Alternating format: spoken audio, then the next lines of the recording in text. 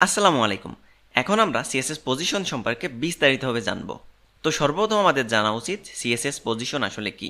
CSS পজিশনের মাধ্যমে HTML এর যে কোনো এলিমেন্টকে আমরা ডিসপ্লের যে কোনো জায়গায় স্থানান্তর করতে পারি বা যে কোনো জায়গায় সরিয়ে নিয়ে যেতে পারি। আপনার যদি সিএসএস ডিসপ্লে সম্পর্কে খুব ভালো ধারণা থাকে তাহলে আপনি যে কোনো এলিমেন্টকে ডিসপ্লের যে কোনো জায়গায় সঠিকভাবে নিয়ে যেতে পারবেন এবং খুব সহজে স্থানান্তর করতে পারবেন। সিএসএস এ মূলত 5টি পজিশন আছে, যেগুলো হলো স্ট্যাটিক, রিলেটিভ, অ্যাবসোলুট, ফিক্সড এবং স্টিকি।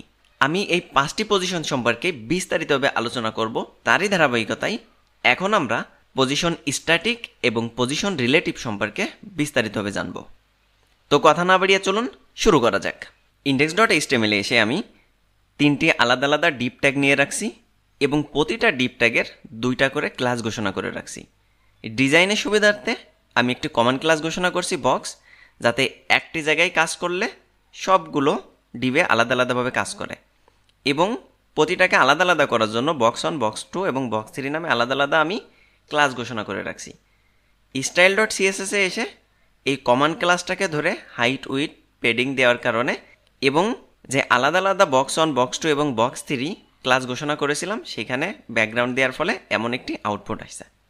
এখন চলুন আমরা এই বক্স 1-এর পজিশন সেট করে দেখি আসলে পজিশন কি। তো পজিশন সেট করতে গেলে আমাদের লিখতে হয় পজিশন, আর এরপরে পজিশনের ভ্যালুটি দিতে হয়। যেমন প্রথম যে পজিশনটি আছে সেটি হলো স্ট্যাটিক। আমরা ইতিমধ্যে স্ট্যাটিক পজিশন সম্পর্কে জানি, কারণ পজিশনের ভ্যালু যদি আমরা কখনো না দিই বা পজিশন না দিই তাহলে বাই ডিফল্টভাবে যে ভ্যালুটি থাকে সেটি হলো স্ট্যাটিক। অর্থাৎ আমরা এই যাবৎকাল যত ডিজাইন করে আসছি পজিশন না দিয়ে, সেই ডিজাইনগুলোই হলো স্ট্যাটিক পজিশন।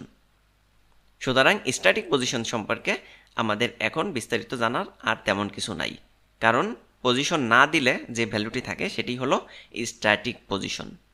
দ্বিতীয়ত আসি রিলেটিভ পজিশন।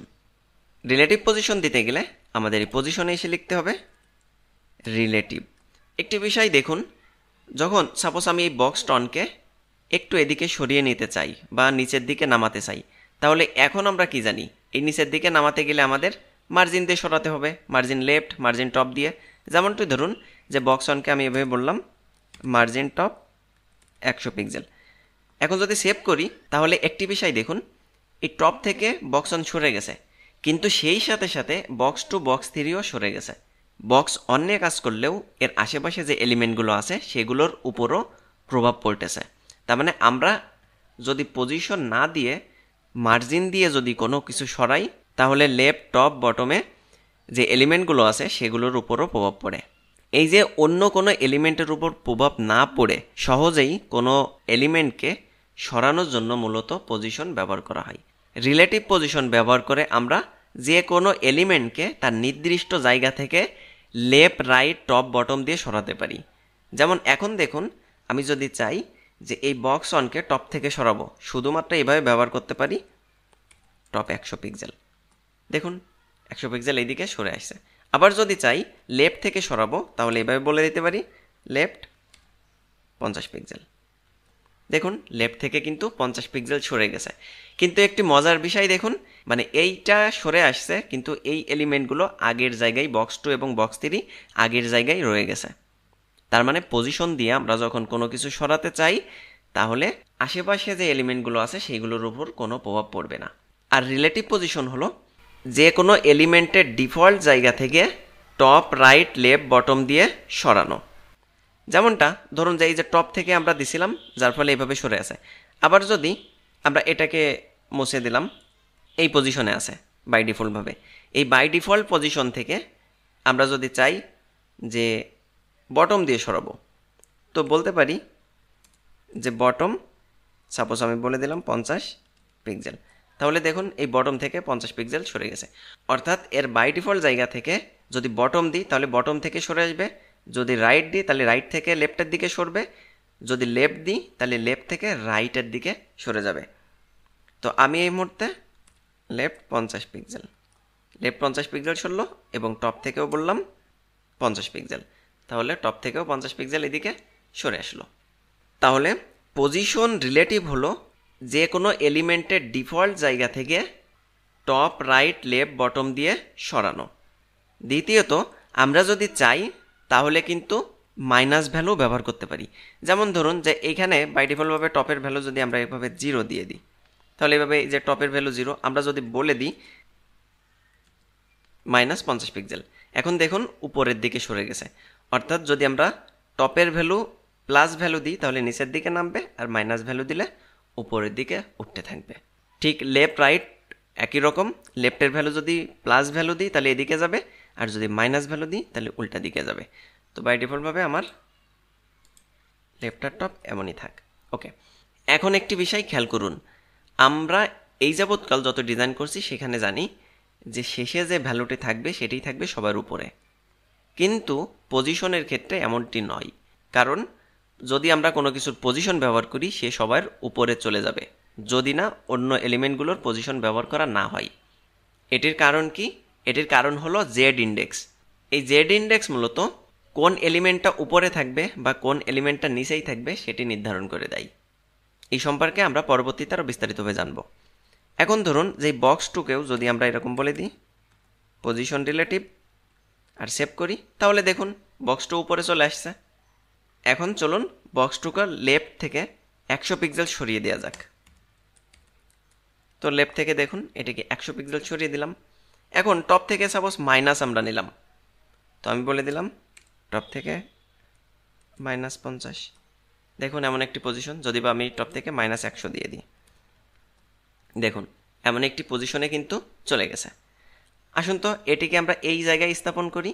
তার মানে এটি 50 সরাইছিলাম, এটি 100, আর এটিকে বলে দিলাম সাপোজ 150 পিক্সেল। আচ্ছা, পজিশন রিলেটিভ লেফট থেকে 150 এমন একটি পজিশনে গেছে, আর এইখান থেকে -150 দিব, মানে উপরের দিকে যেহেতু উঠাচ্ছি সুতরাং -150 দিয়ে দিলাম, এমন একটি জায়গায় গেছে।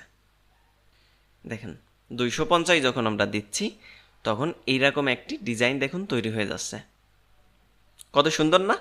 যদি আমরা কখনো পজিশন বাদে অন্য কোনো উপায়ে এরকম ডিজাইন করতে যাই তাহলে অনেক সমস্যার সম্মুখীন হতে হবে, কিন্তু এত সহজভাবে আমরা ডিজাইন করতে পারবো না। এ তো আমি টপ আর লেফট থেকে শুধু সরাই এমন একটি ডিজাইন করে ফেলছি এবং কোনো রকম ঝামেলা ছাড়াই। এবার চলুন জেড ইন্ডেক্স সম্পর্কে একটু জেনে আসা যাক। যেমনটি ধরুন যে বাই ডিফল্টভাবে এই তিনটার পজিশনে রিলেটিভ আছে এবং তিনটার সব থেকে শেষে যে কোডটি করা হয়েছিল বা শেষে যে HTML অ্যাড করা হয়েছিল সেই HTML থাকে সবার উপরে, কারণ এর জেড ইন্ডেক্স থাকে সবার উপরে। এখন সাপোজ আমি যদি বলে দিই এই যে বক্স 2 আছে, এই বক্স 2-র জেড ইন্ডেক্স থাকবে সব থেকে বেশি, যেমন জেড ইন্ডেক্স 1। দেখুন এই বক্সটা কিন্তু উপরে চলে আসছে। আচ্ছা, আপনাদের একটা বিষয় বলি, এই যে একটা থেকে আর একটা জেড ইন্ডেক্স বেশি, তার থেকে আর একটা জেড ইন্ডেক্স বেশি, আপনি যতগুলো ট্যাগ অ্যাড করবেন নিচে এই যে ট্যাগটি থাকবে তার জেড ইন্ডেক্স থাকবে সব থেকে বেশি। কিন্তু মজার বিষয় হলো সবার জেড ইন্ডেক্স যতই বেশি হোক না কেন একের নিচেই, অর্থাৎ 0.something, অর্থাৎ একের থেকে নিচেই থাকবে। আপনি 1 কোটিও যদি ট্যাগ অ্যাড করেন একটা পেজে, সেই ট্যাগ 1 পর্যন্ত পৌঁছতে পারবে না। সুতরাং আমি এটার যেহেতু বলে দিলাম box on, Z index on, সুতরাং বক্স অন থাকলো সবার উপরে। আমি একইভাবে যদি বক্স 2-কে দিতাম তাহলে 2 থাকতো সবার উপরে। আমরা ইচ্ছা মতো ভ্যালু দিতে পারি জেড ইন্ডেক্সের, এরকম করে বড় একটা ভ্যালু দিলেও আমাদের কোনো সমস্যা নাই। এখন এরকম ডিজাইন না করে আমি আরেকটু ভালোভাবে ডিজাইন করতে চাই, সেটি হলো আমি চাচ্ছি এর যার উপর মাউস নেব তার জেড ইন্ডেক্স বেশি হয়ে যাবে এবং সে থাকবে সবার উপরে, যাতে আমরা সেই এলিমেন্টটার লেখাগুলো পড়তে পারি। তো এটি করতে গেলে কি করব? আমরা জানি মাউস পয়েন্ট নিয়ে একে বলে হোভার। তো আমি এখানে এসে বলে দিলাম এই যে এই সবগুলো তো কমন ক্লাস আছে বক্স, বলে দিলাম এই বক্সের হোভারে আসলে জেড ইন্ডেক্স হয়ে যাবে সাপোজ 99। এখন দেখুন যার উপর মাউস পয়েন্ট নিচ্ছি সে থাকতেছে সবার উপরে, কারণ মাউস পয়েন্ট নেওয়ার সাথে সাথেই এটার জেড ইন্ডেক্স 99, যখন এটার উপর নিচ্ছি তাহলে এটা 99, এটার উপর যখন নিচ্ছি এটা কিন্তু 99 হয়ে যাচ্ছে। কত সুন্দর না? দেখুন যেটার উপরে নিচ্ছি সেটা কিন্তু আমরা এখন পড়তে পারতেছি। তো পজিশন রিলেটিভের সাথে সাথে আমরা জেড ইন্ডেক্সটাও জেনে নিলাম। তো আশা করি আপনারা বুঝতে পারছেন। কারো যদি কোনো কোয়েশ্চেন থাকে অবশ্যই কমেন্টস করবেন, আমি রিপ্লাই দেওয়ার চেষ্টা করব। পরবর্তী ভিডিওতে আমরা পজিশন অ্যাবসোলুট সম্পর্কে বিস্তারিতভাবে আলোচনা করব। তো সেই পর্যন্ত সবাই ভালো থাকবেন। আল্লাহ হাফেজ।